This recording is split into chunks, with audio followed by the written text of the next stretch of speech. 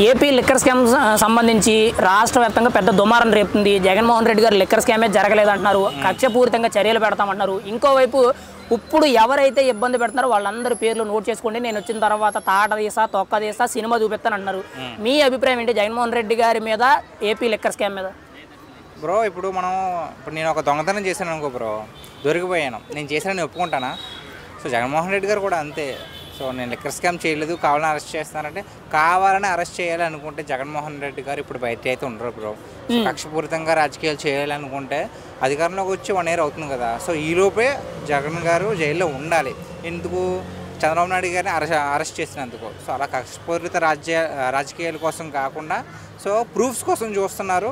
ఒక్కొక్కరు అలా బయటకు వస్తున్నారు. సో ఎవరు కూడా నేను తప్పు చేశానని చెప్పరు బ్రో. మరి జగన్మోహన్ రెడ్డి గారు ఏపీ లిక్కర్ స్కామ్ గురించి పక్కన పెడితే గత 11 నెలలుగా ఆయన పదవి పోయింది. ఎక్కడ ప్రెస్ మీట్ పెట్టినా కానీ ఒకటే మాట, కూటమి ప్రభుత్వం చేతకాని ప్రభుత్వం ఏమీ చేయలేకపోతుంది, కక్ష సాధింపు చర్యలు చేస్తుంది, అధికారులు టీడీపీకి తొత్తుగా పనిచేస్తున్నారు, ప్రతి ఒక్కరి పేరు నోట్ చేసుకోండి, సప్త సముద్రాల అవతల ఉన్నా కానీ తీసుకొచ్చి వాళ్ళకి సినిమా చూపిస్తాను, తొక్కదేశా తాడదేశా అని చెప్పి ఇటువంటి ఓపెన్ స్టేట్మెంట్స్ ఇస్తున్నారు. ఒక మాజీ ముఖ్యమంత్రిగా, ఒక పార్టీకి అధ్యక్షుడిగా ఆయన మాట్లాడాల్సిన మాట్లాడంటారు అవి? ఓకే, ఇప్పుడు అధికారుల గురించి మాట్లాడుకుందాం. అంటే మీరు అన్నారు కదా తొత్తులుగా పనిచేస్తున్నారు అంటున్నారు కదా. జగన్మోహన్ రెడ్డి గారి పాలనలో మరి పోలీసులు ఏం చేశారంటే పోలీసులు ఏం చేయించారు? అసలు ఎంత చీప్గా వాడుకున్నారు. అసలు ఒక సెక్యూరిటీ గార్డ్ లాగా ఎక్కడ పడితే అక్కడ పంపేసి అన్యాయంగా ఎక్కడైనా తప్పు జరిగితే కేసు నమోదైన చూసాం మనం, ఎక్కడా లేదు. ఇంకా దుర్మార్గపు రాజకీయం. అంతెందుకు పవన్ కళ్యాణ్ గారు ఎక్కడి నుంచి వస్తుంటే మధ్యలో ఆపేశారు, ప్రెస్ మీట్ పెట్టినిచ్చేవారు కాదు. ఒక అధికారి వెళ్ళి వ్యాన్లో ఇలాగ ఆపండి అని చెప్పడం ఎన్ని చూసాం. మరి పోలీసులు వాళ్ళు వాడుకోలేదా? సో ఇక్కడ పోలీసులు అనేది ఎవరు అధికారంలో ఉంటే వాళ్ళు చెప్పిన మాట వినడం వాళ్ళ డ్యూటీ అంతే బ్రో. సో వాళ్ళ అన్నాకి ఏం లేదు, గుడ్డలు కూడా తీస్తాను, అది చేస్తాను, ఇది చేస్తాను అంటే రేపొద్దున్న అధికారంలోకి వస్తే వాళ్ళకి పనిచేస్తుంది మళ్ళీ పోలీసులే కదా. ఇప్పుడు మన రాష్ట్రంలో కదా ఎక్కడ చూసినా సరే పోలీసులు లేకపోతే అసలు రాష్ట్రం ఉండగలదా? సో ఒక్కరోజున హ్యాపీగా బ్రతకగలమా? సో అలా అన్నం తప్పు బ్రో. ఇప్పుడు ముఖ్యంగా జగన్మోహన్ రెడ్డి గారు చూసుకుంటే జగన్ అన్న 2.0 కార్యకర్తలకి నాయకులకి ఫ్రీ హ్యాండ్ ఇస్తాను, మీకు నచ్చిన పని మీరు చేసుకోవచ్చు అని చెప్పి అనౌన్స్మెంట్ ఇస్తున్నారు. మరి గత 5 ఏళ్ళు కూడా చేసిన పరిపాలనకే ఓడిపోయారు. ఒకవేళ ఇప్పుడు ఆయన అనేటట్టు జగన్ అన్న 2.1 అని చెప్పి వీళ్ళందరికీ కూడా ఫ్రీ హ్యాండ్ ఇచ్చి ఏం జరిగినా కానీ ఆయన సైలెంట్గా ఉన్న ఫలం అయితే ఏం జరుగుద్ది? జగన్మోహన్ రెడ్డి గారు ఇప్పుడు ఇలా మాట్లాడితే 29లో ఒకవేళ అధికారంలోకి వస్తే ఎటువంటి పరిస్థితులు ఉంటాయంటారు? ఫస్ట్ ఆఫ్ ఆల్ 29లో అధికారంలోకి రారు. ఇంకోటి ఏంటంటే అధికారంలోకి వచ్చిన ఒకవేళ 1% ఛాన్స్ ఉన్నా సరే అధికారులను అయితే పట్టించుకోరు. ఎందుకంటే మనం గత 2019 నుంచి 24 దాకా చూసాం. అధికారులు ఎక్కడన్నా అంటే హ్యాపీగా ఫీల్ అయ్యారండి. మొన్న ఒక అధికారి, ఆయన పేరు శ్యాముల్ రాయల్ ఎవరో, ఆయన ఒక ట్విట్టర్లో పోస్ట్ కూడా చేశారు. సో నీకోసం నా చొక్కాలు చించుకున్నాము, అంతలా చేసాము, ఇప్పుడు వచ్చి మమ్మల్ని పట్టించుకోవడం లేదు, 12 సంవత్సరాల నుంచి వెనక కుక్కల్లా తిరుగుతున్నాము, అసలు నీ అధికారంలో ఉన్నప్పుడు నీతో ఒక ఫోటో కూడా దిగలేకపోయినా ఒక కార్యకర్త, వైసీపీ కార్యకర్త ఆవేదన చెందడం మనం చూసాం. సో కార్యకర్తలను అయితే పట్టించుకోవడం జరగదండి. ముఖ్యంగా చూసుకుంటే జగన్మోహన్ రెడ్డి గారు కూటమి ప్రభుత్వం కక్షపారితంగా వ్యవహరిస్తుంది, ఏ స్కాములు జరగలేదంటారు.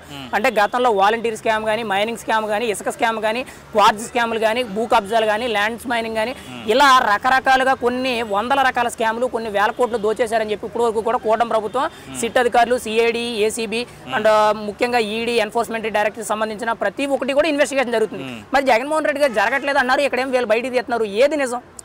బ్రో ఇందాక మనం ఆల్రెడీ దీని గురించి మాట్లాడుకున్నాం. నేను తప్పు చేశానని తప్పు చేస్తానని నేను చెప్పుకోను. సో ఇది కూడా అంతే, జగన్మోహన్ రెడ్డి గారు ఏదో కప్పిపుచ్చుకోవాలి, ప్రజల్లో నా ఉనికి ఇంకా చాటుకోవాలని తప్ప అంతకుమించి ఏం లేదు బ్రో. ఇది గ్యారెంటీగా జరిగే ఉంటే. ఇంకొకటి, మనం జరగలేదు అనుకుంటే ఇంత అలాగే ఈడీ కానీ ఎంటర్ అయ్యి ఇప్పుడు దాకా రిపోర్ట్స్ చూపించడం కానీ చేయదు కదా, అంత ఛాన్స్ ఉండదు కదా. ఇప్పుడు దాకా 11 నెలలు అయింది, 1 సంవత్సరం పాట అయింది. మరి ఇప్పుడు దాకా చాలామంది అరెస్ట్ చేశారు కదా వైసీపీ వాళ్ళని. ఎందుకు కక్షపూరితంగా అరెస్ట్ చేయాలా? అరెస్ట్ చేయాలనుకుంటే మొదటి 6 నెలలను అరెస్ట్ చేయొచ్చు. మొన్ననే ఎక్కువ మంది అరెస్ట్ చేశారు. ఎందుకు?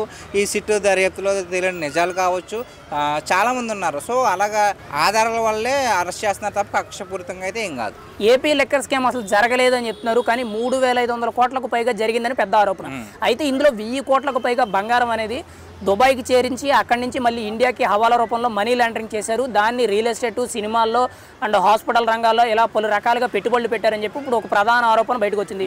మీరేమంటారు? ఆ 3,500 కోట్లు ఇంకా ఏం జరుగుంటాయి? ఖచ్చితంగా బంగారం 1000 కోట్లు అనేది నిజమేనంటారా మనీ లాండరింగ్? నేను ఇంకా 3,500 కంటే ఇంకా ఎక్కువ కోట్లు అయ్యిందేమో నేను అనుకుంటున్నాను. ఎందుకంటే మీరు పుష్ప మూవీ చూసారా, పార్ట్ 1? దాంట్లో చందనాన్ని, ఎర్ర చందనాన్ని పోలీసుల బారి నుంచి తప్పించడానికి ఒక పాల ట్యాంకర్ లోపల పెట్టినట్టు మరి ఎంత తెలివితేటలుగా.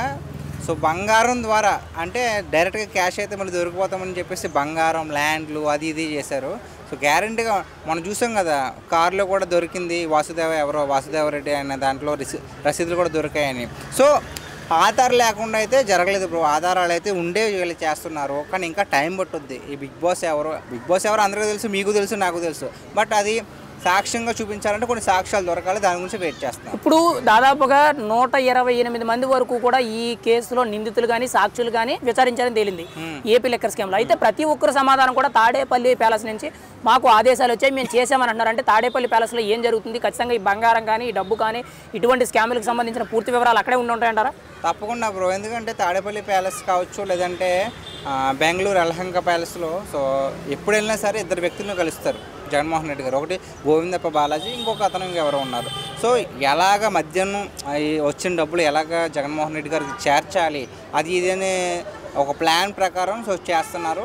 సో ఇదైతే అబద్ధం కాదు బ్రో, లిక్కర్ స్కామ్ అనేది జరిగింది. ఫైనల్గా ఒక్క మాట, ఏపీ లిక్కర్ స్కామ్ గురించి, వైఎస్ జగన్మోహన్ రెడ్డి గారి అరెస్ట్ గురించి మీరేం చెప్తారు? ఖచ్చితంగా జరిగిందా? ఆయన అరెస్ట్ అవుతారా? అరెస్ట్ అయితే ఎటువంటి పరిణామాలు ఉంటాయి? బ్రో జరిగిందా అంటే మీరు చూడలేదు, డైరెక్ట్గా నేను చూడలేదు. సో సిట్ అధికారులు తెలిపిన దాన్ని బట్టి, విజయసాయిరెడ్డి గారు బయటకు చెప్పిన దాన్ని బట్టి, సో ఒక్కొక్కరు ప్రవర్తిస్తున్న తీరు బట్టి, ఇందాక మనం ఆల్రెడీ డిస్కస్ చేసుకున్నాం, పారిపోతున్నారు అంటే ఎటువంటి తప్పు చేయకుండా ఉంటే మరి ఎందుకంటే ముందస్తు వేలు పెట్టుకోవడం, పరారీలో ఉండడం ఎందుకు చేస్తున్నారు చెప్పండి. సో వీటి ద్వారా చూస్తే లిక్కర్ స్కామ్ జరిగిందని నేను అనుకుంటున్నాను. ఇంకా జగన్మోహన్ రెడ్డి గారి విషయంకి వస్తే ఆయన కూడా త్వరలో అరెస్ట్ అవుతారేమో అని అనుకుంటున్నాను.